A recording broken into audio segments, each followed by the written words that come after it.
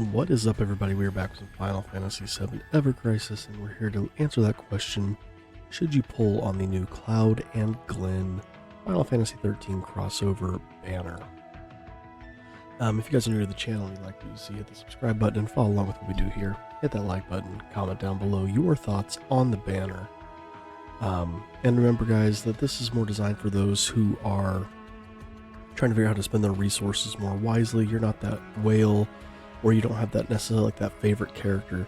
If you have everything for for Cloud or for Glenn, then by all means go ahead and pull. If you're going for Cloud, make sure you got enough to get yourself the costume. That's always going to be that bigger prize. But like I said, if you're that whale or you want to have everything for that one specific character, this really isn't designed for this. This is more designed to kind of look at, will this kind of fit with what you've got going on here? Does this have utility or not? So that being said, let's get into it.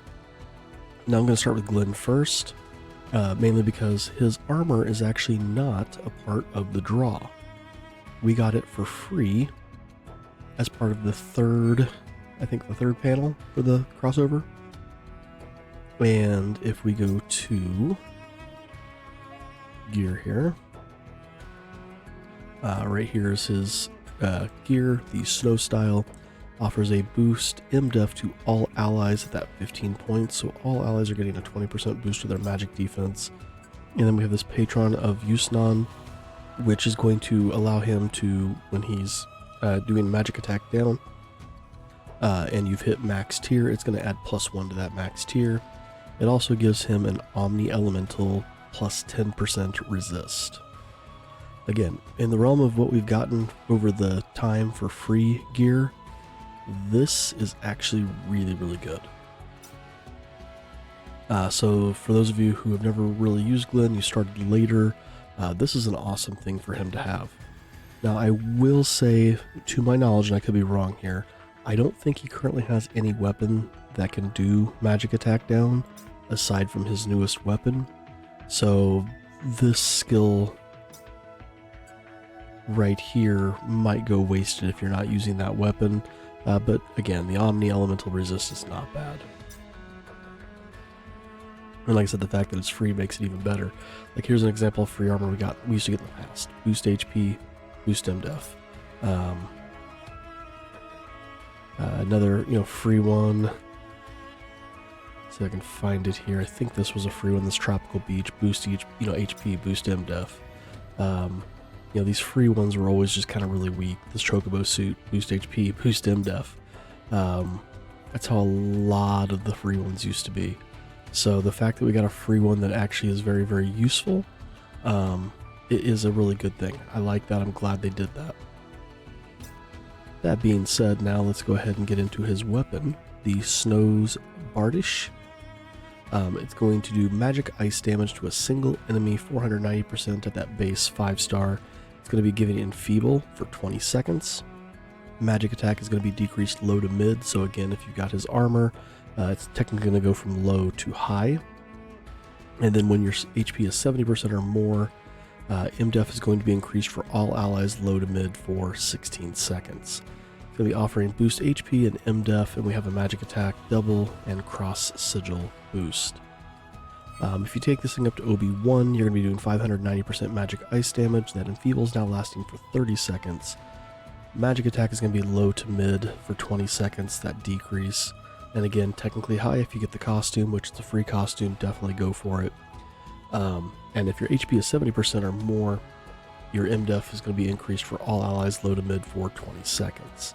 Your boost HP is going to be at 42. Now, you're probably going to be main-handing this thing, so we're going to look at the stats from that perspective. So you're going to be getting 60% to your HP, boost MDef of 18, so plus 30% to your MDef. Taking this thing up to OB6, you're now doing 760% magic ice damage. Enfeeble's now lasting for 45 seconds. That magic attack decrease is going from mid to high now, so technically it's going to hit very high. And really with Enfeeble's going to help boost that actually one more stack as well. So really you're going 5. You're really only going to see the 4, but that Enfeeble's going to knock it up one more.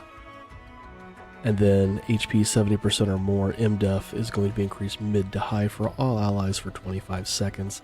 Again, OB6 typically tends to be the sweet spot for these things, especially for light spenders or free-to-play players, because you get a lot of utility out of it there, and your R abilities are going to be at a decent set as well. Now the boost HP is now at 54 points. You're 1 point away from that 80% threshold, so you're stuck at that 70% right now. But still not a terrible spot. Giving yourself 70% more HP is always going to be a good thing. MDef, 30 points. So you're at 45% to your magic defense. Again, not terrible there, especially considering you're going to be also raising your own magic defense as well as lowering magic attack. You're making it to where a magic attacking creature is doing very little damage. And if you do decide to take this all the way up to OB10, you're doing 920% magic ice damage, and enfeebles lasting for a full minute. And keep in mind, you're going to be casting this over and over as a DPS, so really this extension is just going to keep getting tacked on there. Your enfeeble's probably never going to fall off. Magic attack decrease mid to high for 35 seconds. Again, odds are this probably is not going to be falling off.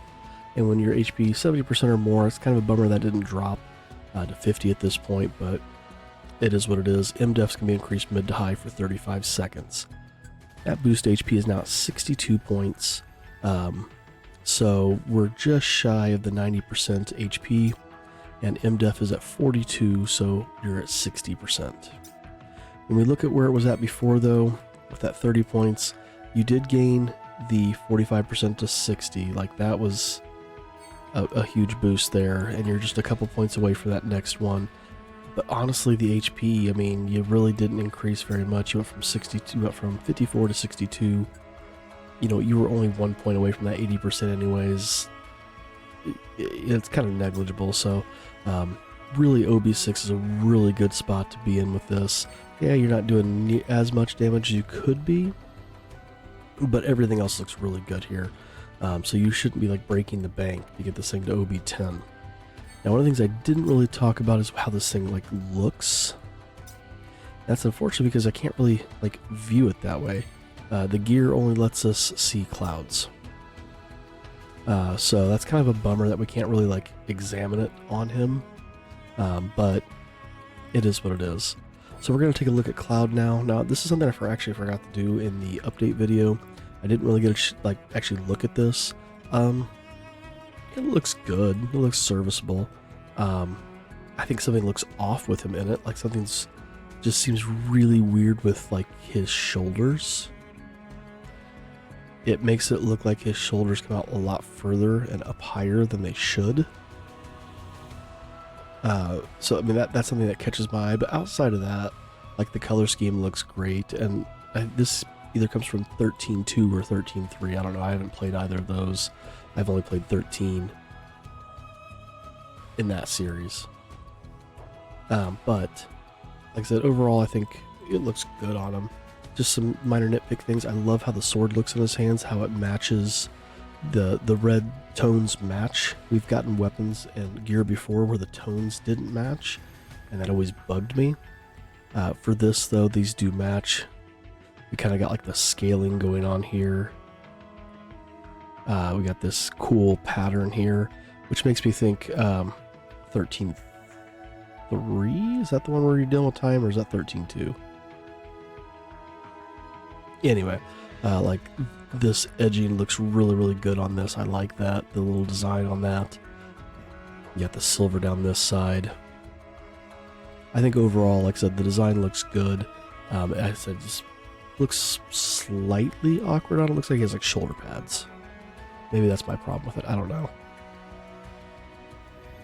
Because you can kind of see where his shoulders kind of would come right here, and this still pokes out even further. It just looks kind of weird.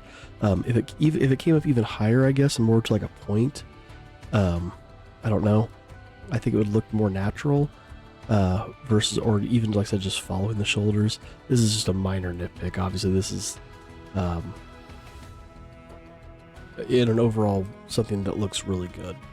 I like it. I think it looks good. Now, when it comes to the stats, though, so this is the equilibrium. It's going to boost attack to all allies at 15 points. So they're getting plus 7% physical and magic attack. And then Savior's Creed, all allies are going to get HP plus 15%. When his attack or when the command gauge is full, he's getting plus 20% to his own physical and magic attack, so just his own. And then his own physical and magic defense is plus 20%.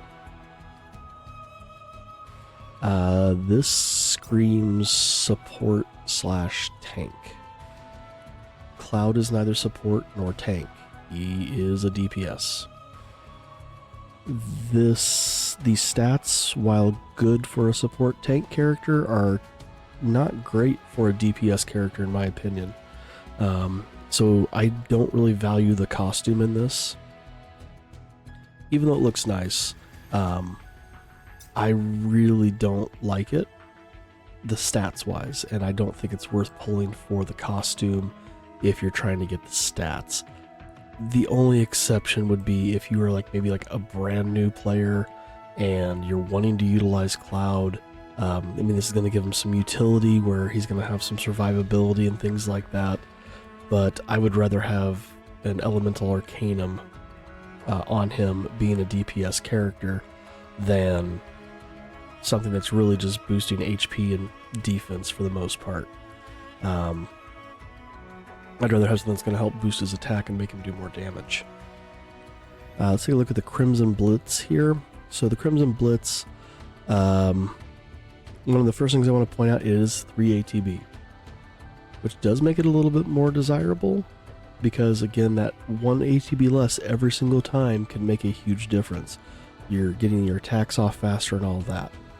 Now, that being said, as I mentioned, Cloud is a DPS character. The way this weapon is set up is it's set up as more of like a support weapon. So even though, yeah, it's 3 ATB, in theory, you're not casting this thing over and over with Cloud. You should be casting a DPS weapon with him, and you're going to have to keep falling back on this thing, so then that becomes one turn, you're not dishing out your full damage. So I do have a problem with this weapon for him. I would have liked to have seen this on somebody else. Maybe Matt? Or, I mean, he's a healer technically, but I don't know. I think this would have been better on like either support or a tank versus a DPS. So what does it actually do? So it's going to deal 430% magic non-elemental damage. Again, there's that key thing there. To a single enemy, it's also going to be applying ice weakness of 20%. So any creature that is not already weak to ice or resistant to ice will now have a 20% ice weakness. It's going to last for 30 seconds. And then when your HP is 50% or more, it's going to be applying ice damage bonus. So and this is going to apply to all allies. So what this means is when anybody uses an ice ability, once this has been given to them, they're going to be dealing damage bonus damage equal to 20% of the damage dealt. He's not the first character to get this. We've had a few other characters who have something very similar to this.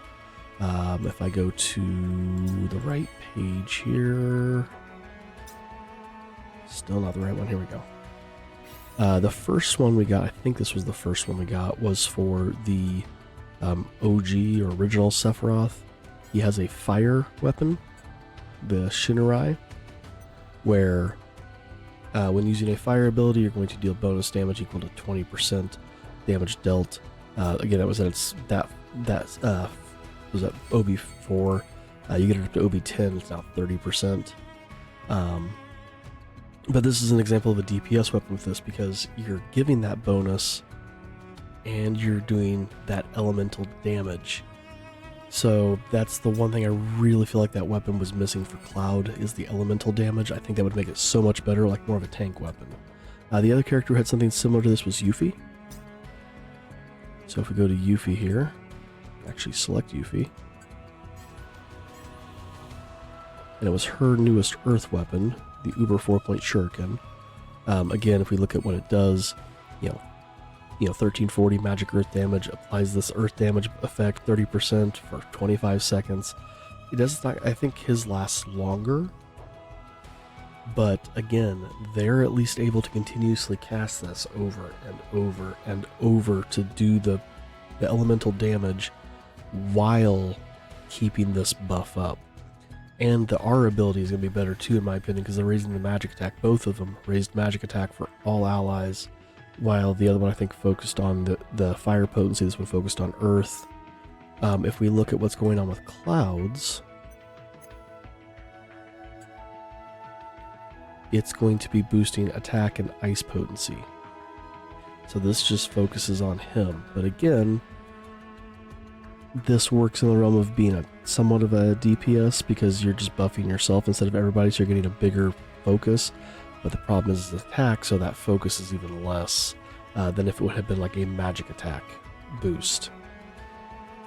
Now, because this is not going to be an elemental thing, yeah, by the way, like I said, the other ones lasted for 25 seconds. This lasts for 30 at base 5-star. Those were 25 at OB10. But anyway, because you're going to be focusing on DPS with Cloud, you're not going to be main-handing this thing. This is going to be in your offhand, so I'm going to be looking at it from that perspective when it comes to the R abilities and what they're going to be adding. So getting this thing to OB1, 520% magic non-elemental damage to that single enemy. Ice weakness still 20% now for 40 seconds. If your HP is 50% or more... Oh, that was the other thing I guess I should add. Sephiroth and Yuffie did not have the HP threshold for this. They just straight cast it.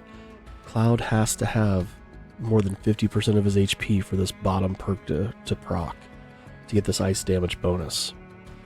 But now it's at 20% damage dealt, so that stayed the same, but it's lasting for 40 seconds. So we're talking, this is already 15 seconds longer than the last one, which is good because, like I said, you're not going to be casting this thing over and over. You're going to be using your main DPS weapon. So you're going to be having to come back to cast this is a problematic thing. Boost attack of 32 points, so really it's going to be 16, so you're getting plus 7% to your physical and magic attack. Your ice potency is at 24 points, so really it's going to be 12, so you're only getting 15% to your ice ability damage. I forgot to mention, by the way, I think at least, but the S abilities are P attack, M attack, and Circle Sigil.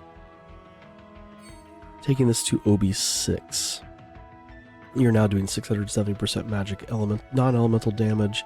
That ice weakness has now gone up to 30% for 50 seconds.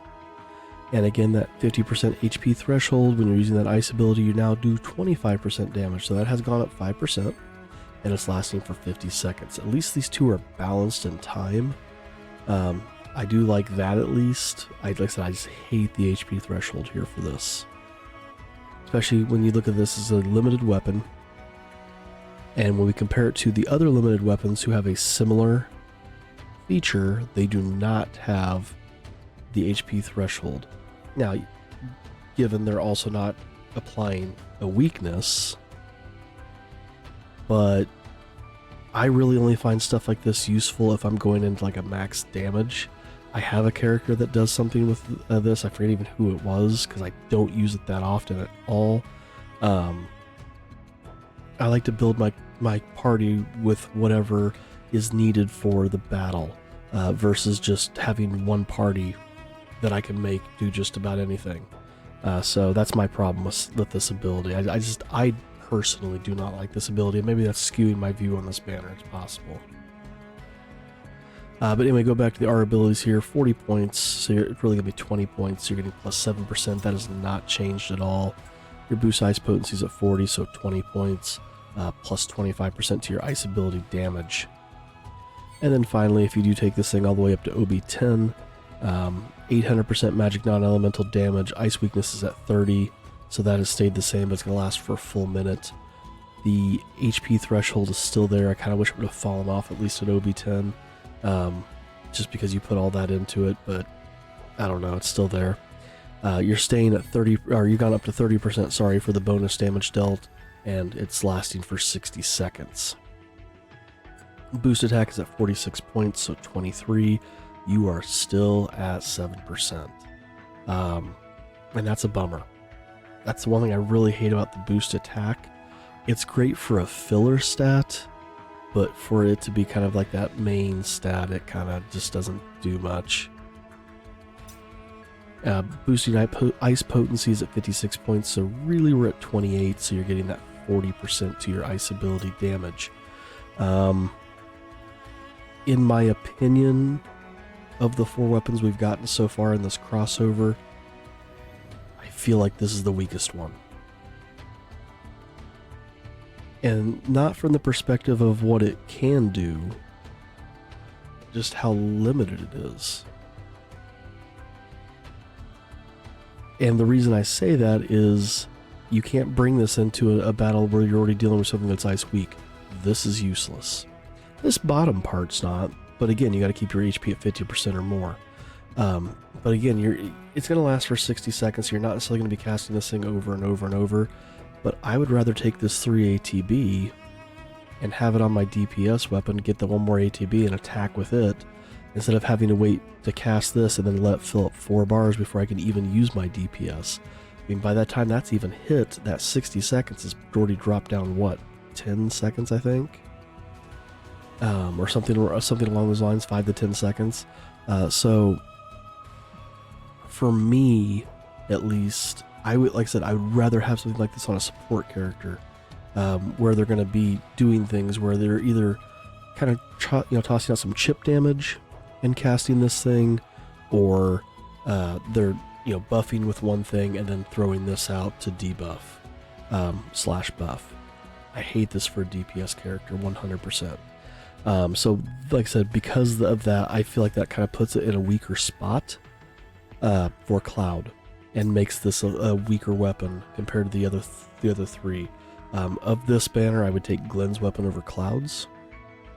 And I still prefer Aerith's over everybody's. Now we do still in theory have 1 more banner coming. So in the realm of should you pull, just based on what I see in this banner alone, I would say no. If you're gonna pull, in my opinion, I would pull for Glenn over Cloud. Just because I feel like Glenn's weapon can at least be used in more content than what Cloud's is going to be used in. And again, that may be a personal bias because, like I said, I am not a fan of the applying the elemental weaknesses. I just don't like it. I think it's a really weird skill that has very limited use. My other big problem with this banner, even compared to the first one we got, is the stamp card. So the first set of stamp card is the same. The first start card is the same, where you got a stamp at 2, a stamp at 6, and then the gear at 12. But because there's only 1 gear in this, we're losing the gear in the second one. Cool, so they replace it with another weapon pull, right? No. And they've shifted where everything's at, so in my opinion, the second page is even worse. Because if we look at what was there, I guess I should show or talk that through before we go to the other banner. You get a weapon at 4, guaranteed weapon at 4, a guaranteed weapon at 8, and a guaranteed weapon at 12.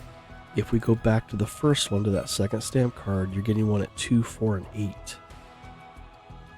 So this has gotten pushed back. You have to go all the way. Helps if I go to the right one again. I mean, you got to go all the way to stamp 4 instead of 2 to get your first one. And then all the way to 12 to get that third, versus the other one was stopping at 8.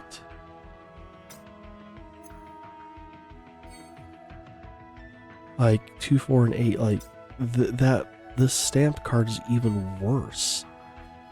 What I would love to have seen, at least for the second page, keep the 2, 4, and 8, and then put the other one here at 12. Give this one 4, because you're losing that weapon. And then you get to the third page and you still only have the 1 weapon here. I think they really screwed the pooch on the stamp cards for this crossover event. These stamp cards are terrible. So in my opinion, if you're got crystals to pull and you haven't pulled on either of these 2 banners yet, and you want a banner to pull on, like you want to pull on something, pull on the first banner instead of the second. But like I said, we do still have 1 more banner. We can see what's going to come with that. I don't know how it can be worse than this banner. And typically in these limited banners, usually that last banner is a little bit better. Hopefully that holds true. Now, I know it sounds like I'm just completely crapping all over this. Like I said, there are some benefits to Cloud's weapon. Like I said, the biggest one is, like I said, that's 3 ATB. But again, I just don't like that for a DPS character. I don't know. Let me know down in the comments what your thoughts are on that. I know I kind of just rambled. It's been a very, very long day for me. Usually my thoughts are at least a little bit more cohesive. Today I kind of felt like I was jumping all over the place, so I do apologize for that. But yeah, for me, this banner is going to be a skip. I'm one dupe away from getting OB6 on the gloves here. I already have OB6 on the rod. So for me, it's going to be, I'm going to pull on the third banner, possibly, if it's good. We should be getting a free weapon that we can use in exchange, where I'll get my missing weapon here to OB6. But I'm probably not touching this banner unless I get really lucky on the third banner, and then what I'm going to do is I'll pull to get to the second stamp and switch this out for for Glenn's weapon and do that. That would be basically what I do here, and get to stamp 2, and then I'm out. But I'm going to hold on to my crystals because, again, I'm only at 34,000, so I'm going to make sure I have enough just in case my luck is crap on the third banner and I really want to pull on it. Keep in mind, we also have another crossover event coming in December, so, you know, we have a bunch of limited banners back to back to back, which sucks, but we'll see what we can get there, especially when we look at these crossovers where it's not a Final Fantasy franchise crossover. Typically we get some really good things in those crossovers, so hopefully that'll ring true here. But we're going to call that here, guys. Thanks for watching. Again, if you are new to the channel and you do like what you see, hit that subscribe button and follow along with what we do here. Hit that like button, comment down below. Thanks again for watching, and we will see you in the next one.